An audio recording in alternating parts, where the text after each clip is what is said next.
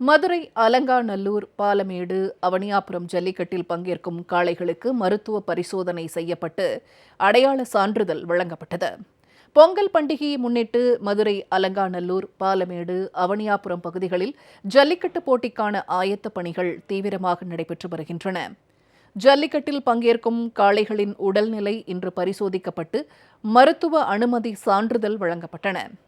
காளைகளின் வயது, உயரம் கணக்கிடப்பட்டு அவற்றின் உடலில் காயங்கள் உள்ளதா என்று பரிசோதிக்கப்பட்ட பின்னர் அடையாள சான்றிதழ்களை கால்நடை மருந்தக உதவி இயக்குநர் சரவணன் காளை உரிமையாளர்களுக்கு வழங்கினார்.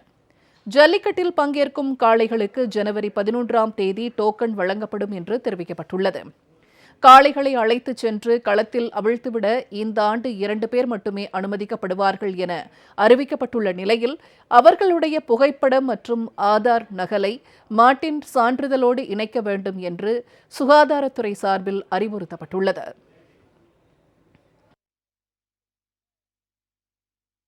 கொரோனா காலத்தில் கொரோனா பாதிப்பு வரக்கூடாது, இங்கே பார்வையாளருக்கு வரக்கூடாது, பார்ட்டிசிபென்ட்ஸும் வரக்கூடாது என்ற காரணத்திற்காக மாட்டினுடைய உரிமையாளர் மற்றும் உதவியாளர் இருவர் தான் அந்த மாட்டுடன் வர வேண்டும் என்று அறிவிக்கப்பட்டுள்ள காரணத்தினால அவங்க வரும்போது அவங்களுடைய மாட்டு உரிமையாளர் அவருடைய ஆதார் நம்பர், மாட்டினுக்கு வரக்கூடிய உதவியாளர் அவருடைய ஆதார் நம்பர் மற்றும் அந்த மாடுன்னு ஒரு எடுத்துக்கொண்ட புகைப்படத்தோடு இந்த சான்று எங்களால் வழங்கப்படுகிறது.